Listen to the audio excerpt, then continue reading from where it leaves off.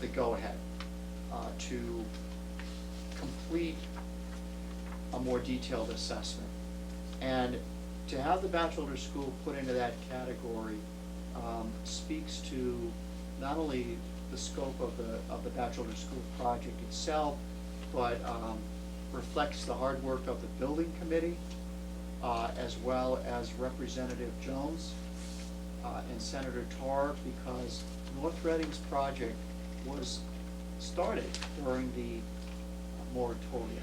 And so under the new regulations, technically, it should not qualify. So it appears at this point that we're moving forward in that process. We had our project scope meeting back at the very end of January, where we were asked to submit some very detailed information on the project. Most of that information was submitted on a CD, because it includes detailed architectural drawings, reports from project manager or the clerk of the works, budgetary work. All of the votes that took place in North Reading had to be certified. We had to certify the members of the building committee, and we sent all that information into MSBA. They are now coming back to us and saying that the next step is to complete an audit. And this is an audit that will allow MSBA to determine all of the eligible costs associated with the Bachelor project. We've been through an audit, for example, with the Little School and the Hood School. And so you can see the checklist. We need to give all kinds of documents that speak to the contract between the general manager, or the general contractor, the clerk of the works,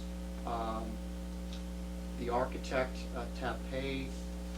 We have to submit all of the change orders that were approved. We need to give copies of the vendor invoice logs, copy of the building inspector's report and certification of occupancy, signed maintenance certifications, enrollment certifications, architectural certifications, monthly reports. We did not use a project manager, but we would be submitting the John Arena's reports. Of course, all of that was part of the ongoing meetings of the elementary school building committee and the site meetings over the 2 years of the project. And all of that goes to MSBA, and that will allow them to do their financial audit. Just reading this and trying to read positively into it, it seems to me like this is a good sign, because they're basically looking to get the final cost of the project. And I look at that saying, if they want to know the final cost of the project, then they're looking at trying to figure out how much they're going to reimburse us for the project, which is my hope. But I think we still have to be cautiously optimistic. Correct. I mean, they have not made any commitment, but this is obviously, I think, a big step It forward. is. They've reviewed all the other documentation that we've submitted, and we've moved to the next step. Yeah. So you can only look at that positively, but as Mr. Venezia said, it's got to be cautious. Any other questions or comments on this? By the time you get to this level, you're pretty well And I I think think cautiously optimistic is a. Cliff, I've been cautiously optimistic in this for 5 years. I just don't, the reason, Keep it moving. the reason Yes. why is because I just don't want people, you say something and all of a sudden people seize it and they think that we're gonna get reimbursement. I think we are, but I just don't wanna convey to people that we definitely are. Right. And that's the position we took from day one, and I think it worked out well, because people weren't expecting it. And anything we get is gonna be. But again, from my experience, by the time you get to this kind of a list, they're at least thinking positively. Yes. Yeah. Yes. And I'm grateful for it. Any other comments? I do notice that they say here in the cover letter that they'll be contacting us, the town, to set up a training session on how to transfer all of this information, particularly the budget costs in ProPay, which is the MSBA's new web-based project tracking system. So I don't know if you're. No, the liaison to the elementary school building committee doesn't have to do that. But yeah, that's Yeah. a town accountant's Okay. office. They'd probably show you how to put it into whatever format they needed, I would Right. guess, and then just to put it into their system, something like that. Okay, that's good news. Keep our fingers crossed. Okay, next we have the fiscal year 2009 budget and staffing. And as we all know, the override did not pass, lost by, I think, a little more than 100 votes. Closer to 200. 190 maybe. And I know David has received some emails, I have, I don't know if other committee members have, that there's still confusion in the community about what exactly is going to happen. Are we restoring Wednesdays to full-time, et cetera, et cetera? So I think we should hit on that a little bit tonight and also just discuss the budget moving forward. David? Do you want to go through any of this, or just a comments on? Sure, sure. Well, in front of you, you do have the 3 summary pages of the FY09 budget. This was about the 20th version of the many budgets that we created during the budget season, which began in September. And this does represent what we're now calling, I guess, the available funds budget, because with all of the changes that were made during the month of March, we were able to restore many of the programs that we'd had concerns about during the spring.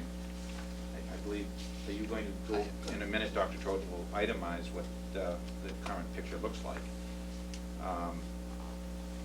As you can see, the FY09 budget does represent a 7.7% increase over this current fiscal year, which does also represent an improvement over level services.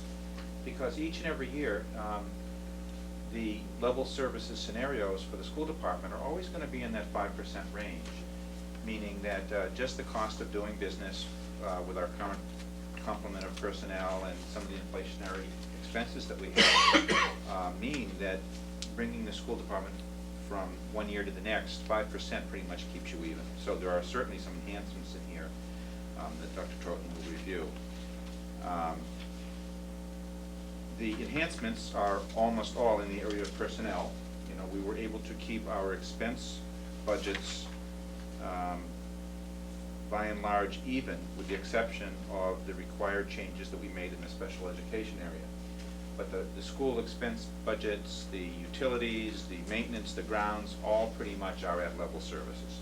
Can I ask you a question on the special ed increase? Sure. Or on the tuition increase? Is that 100% special education tuition, or does that include any other tuitions? Great question, thank you. If you go to that second page of the packet and look down towards the bottom, Okay. you'll see a section that says Okay. 9,000 tuition. And I break the tuition costs down into special education and Right. regular education.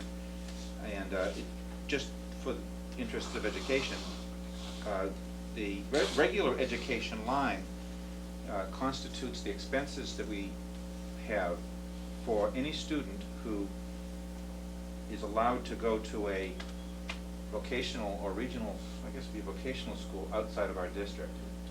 You've heard So us- not the Northeast? Yes. Another school, okay. If a student chooses a major program that's not available at Northeast, they are allowed to go to another regional at our cost.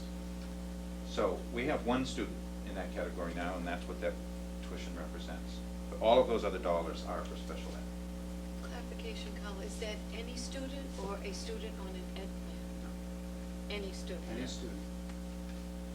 We haven't always had expenses in this line. In fact, I think maybe this may be the third year we have, but we haven't, many years prior to that, it just didn't occur. And is that one kid? That's Yes. the cost for one student? Yes, it is. I was gonna ask that question, just curious, how does that compare to the tuition at Northeast Folk or some of the other schools? Is that about the average, or? No, it's higher. It's That's higher. higher. This Okay. is, Minuteman happens to be Okay, the most that's- yeah, expensive regional yeah, I know school it's in the area. Yeah. This is the Lexington.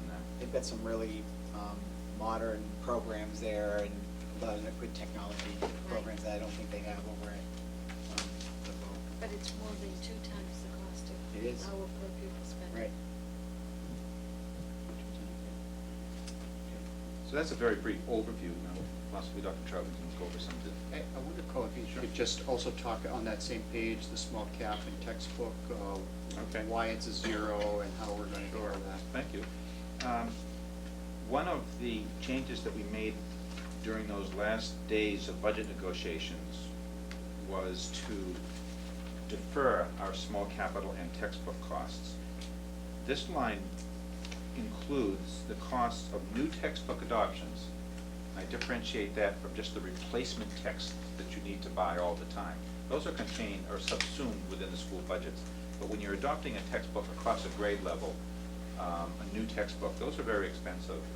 It's not unusual to have to spend $25,000 to introduce a new textbook, new biology textbook, a new history textbook for a whole class. So we also contain within that line small capital costs, items that, because we keep the school expense budgets so conservative with 2% annual increases, it's very difficult for the schools to buy a new photocopier or buy a piece of equipment, slide projectors, things of that nature. So we have a line called small capital. And if you see in FY08, the current fiscal year, the budget amount was $118,000. For next year, it's zero. And the reason for that is, at town meeting in April, town meeting did confirm our expenditure of $50,000 in this year's budget, FY08, $70,000 in this year's budget to get a head start on textbook adoptions for next September. Right. And we are in the midst of doing that now. That actually adds to the FY08 budget, by the way. The manner in which it was done actually increased our FY08 budget by $70,000. So does that decrease the increase? Yeah. Decrease the. Right. It does the year-to-year increase. Okay. And in conversations with the chair of the selectmen, he helped that occur in April so that we could get those textbooks for September. The remaining $50,000, because the total small cap textbook budget is $120,000 for next year. The remaining $50,000 will hopefully be confirmed at October town meeting, and that will contain the money for the non-textbook items, the pieces of equipment that the photocopiers and slide projectors and things of that nature. And that will be out of free cash in October if it's approved. And just to list out, of the 70,000 that Carl indicated, we have targeted, or Pam Bodwin has targeted, as planned, Spanish 2 Spanish 2. textbooks. Those kids. And also a continuation as planned, grade 7 English language arts. And that also will begin implementation of elementary social studies. And Pam will be coming at an upcoming meeting to get the approvals for any new books, although the Spanish has already been approved because it's a series. We bought Spanish 1 this year, and we're to buy Spanish 2 next year. The current Spanish book is, I believe, 12 years old. Carl, Wow. If there are. If there aren't. one question on transportation services, increase of 38, almost 37, a little more than 37,000. Is that a fuel Yeah. adjustment? Is that Yeah. contract That's or? an interesting, that's a good question too. The FY08 budget, in order to make it work, we exhausted our revolving account balances. Yeah, okay. Okay, so the FY08 budget received a higher than normal subsidy from the user fees. Because we Okay. took the balance and we just applied it against FY08. Okay. We can't continue that level of support because it was kind of a one-time Right. thing. So the $300,000 budget for FY09 represents a more normal, The that's actual the cost true of the cost contract, okay. of the contract. Okay. This budget will also include the need to increase athletic user fees to generate $35,000. And we anticipate that increase will be $100, spread over a year, or spread over a number of sports. We talked about this at the athletic